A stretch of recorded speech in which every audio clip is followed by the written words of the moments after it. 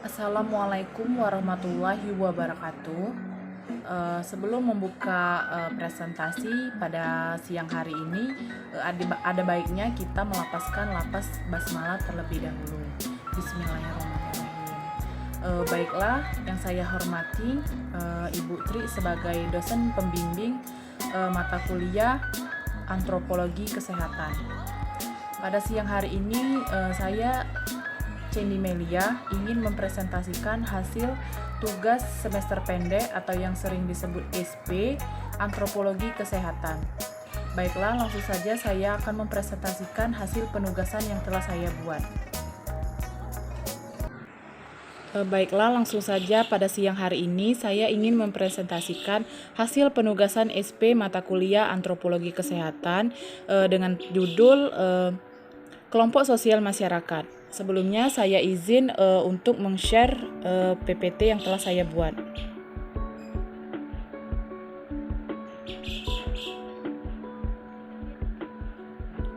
Sebelumnya saya ingin mempresentasikan PPT yang telah saya buat dengan judul Kelompok Sosial Masyarakat.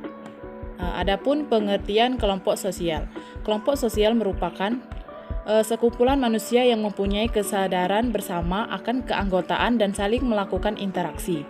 Kelompok dapat mempengaruhi perilaku para anggotanya. Kelompok juga diciptakan atau dibuat oleh anggota masyarakat. Kelompok sosial terbentuk setelah di antara individu yang satu dan individu yang lain bertemu. Pertemuan antar individu yang menghasilkan kelompok sosial haruslah berupa proses interaksi seperti adanya kontak, komunikasi, kerjasama, akomodasi, asimilasi, dan akulturasi untuk mencapai tujuan bersama. Bahkan, mungkin mengadakan persaingan, pertikaian, dan konflik. Dengan demikian, interaksi merupakan syarat utama yang harus dipenuhi agar terbentuk kelompok sosial. Sejak dilahirkan, manusia sudah mempunyai dua hasrat atau keinginan pokok, yaitu keinginan untuk menjadi satu dengan manusia lain di sekelilingnya atau bisa disebut dengan masyarakat, dan keinginan untuk menjadi satu dengan suasana alam sekelilingnya.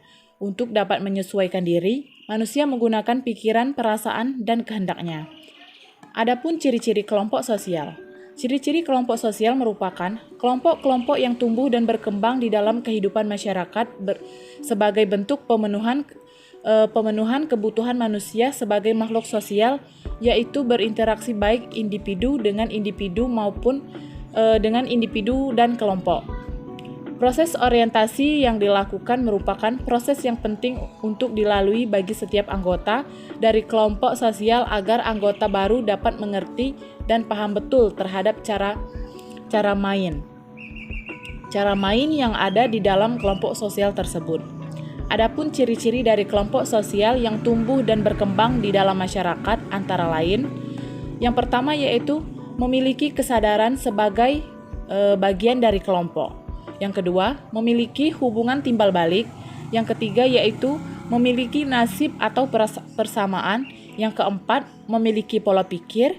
Yang kelima, memiliki sistem. Yang keenam, memiliki struktur. Yang ketujuh, memiliki aturan atau norma. Yang kedelapan, memiliki tujuan.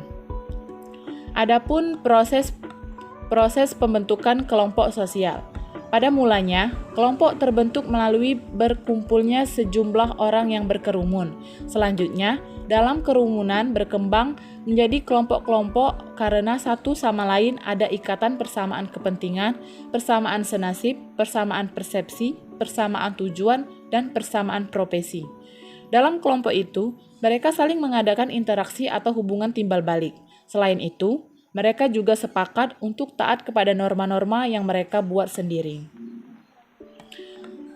Pada suatu ketika, kumpulan orang-orang atau kerumunan dapat berubah menjadi kelompok apabila di dalamnya muncul dan berkembang faktor-faktor pengikat sebagai berikut. Yang pertama yaitu interaksi antara orang-orang yang ada di dalam kumpulan atau kerumunan. Kemudian, ikatan emosional sebagai pernyataan bersama. Yang ketiga yaitu tujuan atau kepentingan bersama. Yang keempat, kepemimpinan yang dipatuhi dalam rangka mencapai tujuan. Yang kelima, norma yang diakui dan diikuti oleh mereka yang terlibat di dalamnya. Langkah proses pembentukan Tim diawali dengan pembentukan kelompok. Dalam proses selanjutnya didasarkan adanya hal-hal berikut, yaitu interaksi, persepsi, motivasi, independensi, organisasi, dan tujuan. Adapun klarifikasi dan tipe-tipe kelompok sosial. Yang pertama, kelompok semu, yaitu kelompok yang terbentuk secara spontan. Adapun ciri-ciri kelompok semu yaitu yang pertama, tidak direncanakan, kemudian tidak terorganisir, yang ketiga yaitu tidak ada interaksi secara terus-menerus, kemudian tidak ada kesadaran berkelompok, yang terakhir yaitu kehadirannya tidak konstan. Kelompok semu dibagi menjadi 3, yakni crowd atau kerumunan, publik, dan massa. Klasifikasi menurut erat longgarnya ikatan antar anggota.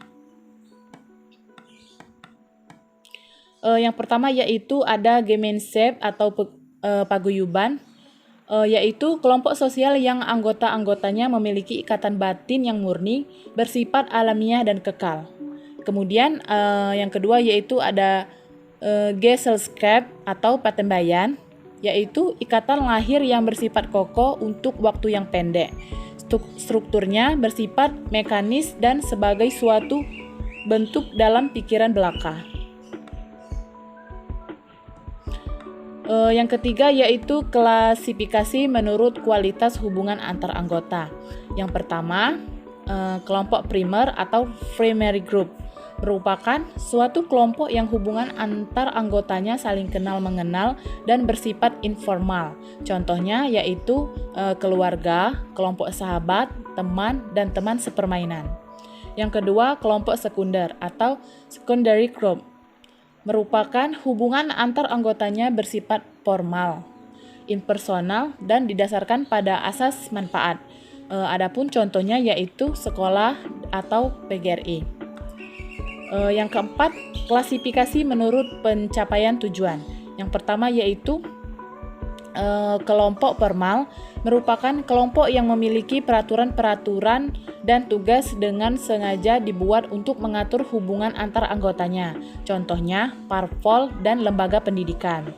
Yang kedua yaitu kelompok informal, merupakan kelompok sosial yang terbentuk karena pertemuan yang berulang-ulang dan memiliki kepentingan dan pengalaman yang sama.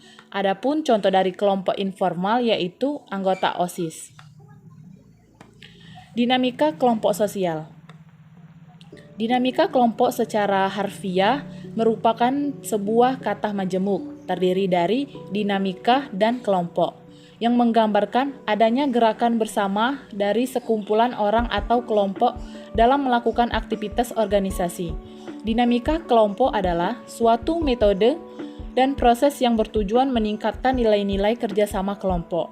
Artinya, metode dan proses dinamika kelompok ini berusaha menumbuhkan dan membangun kelompok yang semula terdiri dari kumpulan individu-individu yang belum saling mengenal satu sama lain, menjadi satu kesatuan kelompok dengan satu tujuan, satu norma, dan satu cara pencapaian berusaha yang disepakati bersama.